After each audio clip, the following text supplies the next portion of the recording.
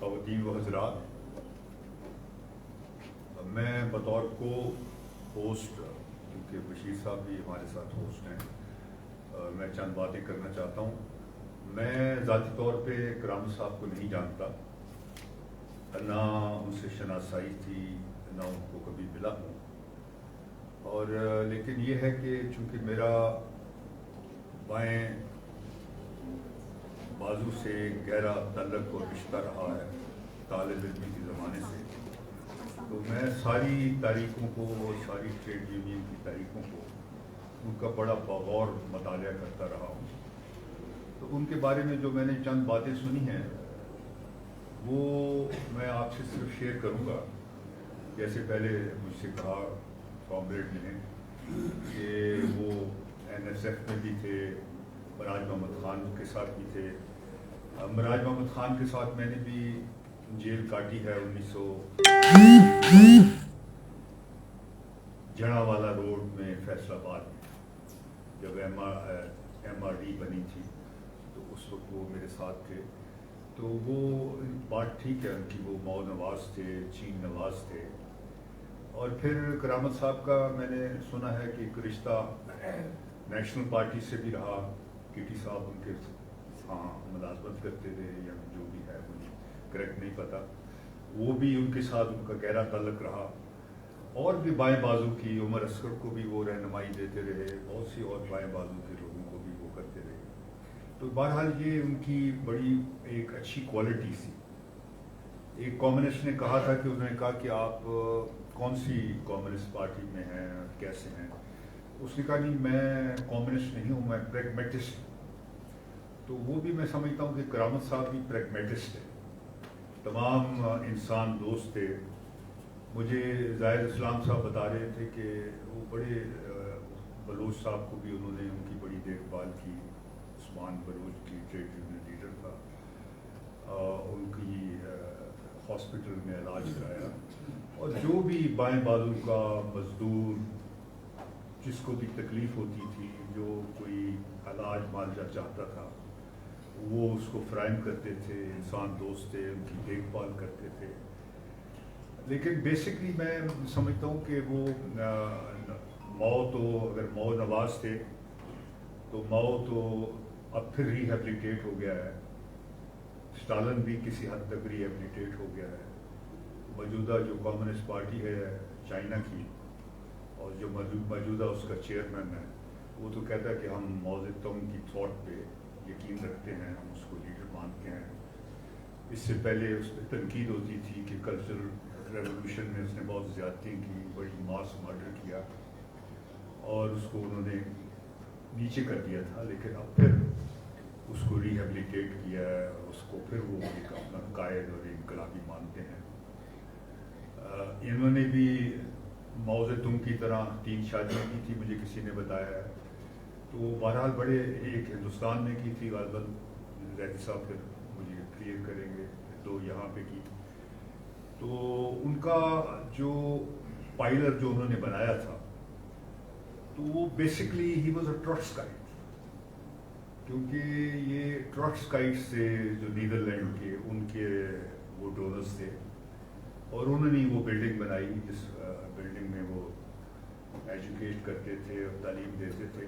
بہرحال اس سے مجھے کوئی اعتراض نہیں ہے۔ ٹروٹسکی بھی بہت بڑا رہنما تھا، اور اس کی بھی ایک تھیوری تھی، ٹیکٹیشن تھا، لینن کے بعد اس کا دوسرا نمبر تھا، لیکن اسٹالن نے اس کو ڈچ کیا اور آکوپائی کر لیا۔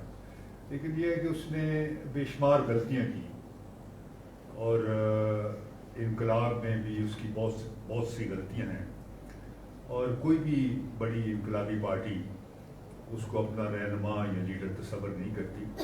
وہ ٹروٹسکائٹس ہیں، بہت ٹروٹسکائٹس ہیں، طارق علیم بھی ہے، وہ بھی ٹروٹسکائٹ کہتا تھا اپنے آپ کو، اور یہاں بھی جو فاروق وغیرہ ہیں لیبر پارٹی کے، وہ بھی ٹروٹسکائٹس ہیں۔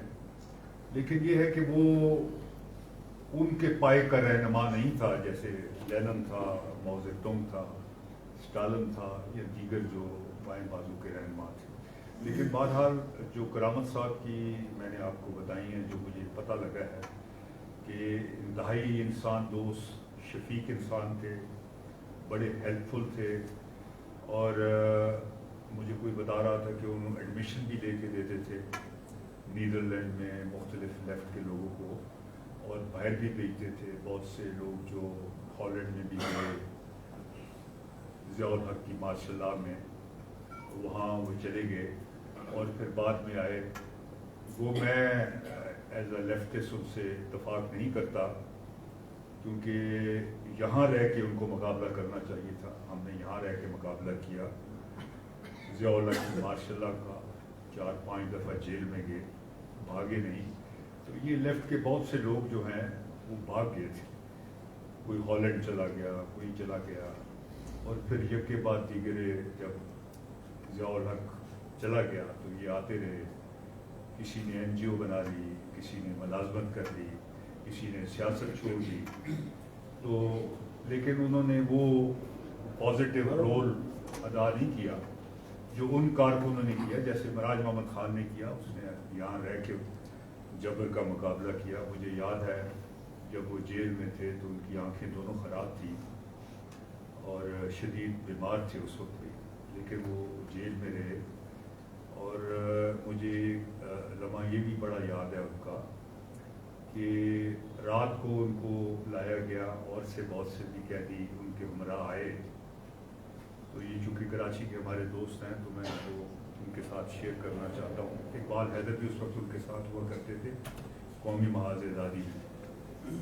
تو میں نے چونکہ مراج محمد خان کا بڑا فین تھا پیپلز پارٹی کے حوالے سے، تو میں نے اپنی چارپائی ان کو پیش کی کہ آپ یہاں پہ سو جائیں۔ تو اس چارپائی کی وہ جو پنجابی میں کہتے ہیں نا، وہ دوڑ نہیں تھی، وہ بالکل نیچے ہی بیٹھی ہوئی تھی۔ تو میں نے کہا میں یہی آپ کو پیش کر سکتا ہوں۔ تو انہوں نے کہا کوئی حرج نہیں۔ تو چونکہ وہ جیل سے اتنے کلیمیٹائز تھے، اس وقت کوئی پہلی بار تو ان کی تھی نہیں، کہ وہ چند لمحوں میں ہی مجھے وہ خراٹوں کی آواز آنے لگی، وہ اسی چارپائی میں سو۔ تو یہ بائیں بازو کے لوگ جو بھی تھے، یہ چاہے ان کی سیاست جو تھی آپ سمجھیں غلط تھی، نہیں کامیاب ہوئے، ہمیں بھی انہوں نے کبھی نہیں بتایا تھا کہ سوویت یونین کلیپس ہو جائے گا، آخر تک نہیں بتا سکے ہمیں۔ یہ ہمارے استاد تھے، ان سے رہنمائی ہم حاصل کرتے رہے، ان سے سیکھتے رہے، لیکن ان کی بہت سی باتیں غلط بھی ثابت ہوئی۔ لیکن ایک بات جو ان کی قدر مشترک تھی کہ عوام دوست تھے، انسان دوست تھے، ہیومنسٹ تھے، اور بڑے کیئرنگ لوگ ہوا کرتے۔ میں ایک اور واقعہ ہوئی جب راج محمد خان تھا، میجر اسحاق بھی ہمارے ساتھ ہوتا تھا، عابد حسن منٹو بھی تھے، اور بھی لیفٹ کی بہت سی لیڈرز تھے ہمارے ساتھ۔ تو وہ آپس میں باتیں کم کرتے تھے، لڑ پڑتے تھے، اور چھوٹی چھوٹی باتوں سے ہی لڑ پڑتے تھے کہ یہ جگیردرانہ معاشرہ ہے یا نیم جگیردرانہ ہے یا نیم قبائلی ہے یا نیم نوآبادیاتی ہے، تو اس پہ ان کا اختلاف ہو جاتا تھا۔ لیکن ایک بات ان کی جو تھی کہ یہ باقی قیدیوں کے ساتھ، ہم جو پیپلز پارٹی کے لوگ تھے اور دوسری جماعتوں کے جو لوگ تھے، ان کے ساتھ بڑے ملنسار تھے، ڈاؤن ٹو ارتھ تھے، ان کو دیکھتے تھے، ان کا حال پوچھتے تھے، ان کو سکھاتے تھے، بتاتے تھے۔ تو یہ ان کی بڑی ایک کوالٹی تھی جو کرامت صاحب سے بھی مجھے پتہ لگا ہے کہ ان میں بھی بہت زیادہ تھی، کہ بہت زیادہ کیئرنگ تھی۔ اور ٹریڈ یونین میں مرزا ابراہیم کے بعد اگر اس پیمانے کا کوئی لیڈر، ٹریڈ یونین لیڈر پیدا ہوا ہے، جب ہم طالب علم تھے تو اس وقت بھی کراچی میں بھی تحریکیں چل رہی تھیں، لیکن لاہور میں کوٹ لکھپت میں بڑی زبردست تحریکیں چلتی تھیں۔ طارق لطیف ہوا کرتے تھے، عبدالرحمان شہید ہوا کرتے تھے، اور بڑے لیڈر ہوا کرتے تھے۔ تو ایسے لگتا تھا اس وقت، یہ 70 کی بات کر رہا ہوں، 71، 72، 73، 74، کہ آپ جب کوٹ لکھپت کے قریب آتے تھے تو آپ کو ایسے لگتا تھا کہ شاید سرخ انقلاب آنے والا ہے، تو آپ بالکل قریب پہنچ چکے، بالکل سرخ ہوتا تھا۔ لیبر کی بڑی موومنٹ تھی، لیبر خود عبدالرحمان جو ہے وہاں فیصلے کیا کرتا تھا، पंचायतें लगाया करता था, कम्यून ऐसे लगता था जैसे कम्यून बन गया है, तो इनकलाब बड़ा करीब नज़र आता था। लेकिन बाद में तारीख ने साबित किया कि इनकलाब जो है वो बहुत दूर चला गया। और फिर मैं आखिर में ये बात करके इजाज़त चाहूँगा कि तमाम जो कम्युनिस्ट थे ईस्टर्न यूरोप या यूरोप के भी, जर्मनी की बहुत बड़ी कम्युनिस्ट पार्टी थी, वो सारे सोशल डेमोक्रेट में शामिल थे। और भी जो कम्युनिस्ट थे, कोई लेबर पार्टी में शामिल हो गया, कोई किसी पार्टी में शामिल हो गया, क्योंकि ट्रेड यूनियन जो है वो सोशलिज्म नहीं लाती। ट्रेड यूनियन पॉलिटिक्स जो है वो कैपिटलिज्म में रह के मैक्सिमम मराद हासिल करती है लेबर के लिए, और वो लेबर ने वो मराद हासिल की 70-72 तक। डेनमार्क में, बहुत से मुल्कों में, अब मैं कराऊंगा इवन फ्रांस में लेफ्ट ओरिएंटेड हुकूमतें थी, और स्कैंडिनेवियन सारी में, नॉर्वे में, डेनमार्क में, स्वीडन में, सब लेफ्ट की हुकूमतें थी।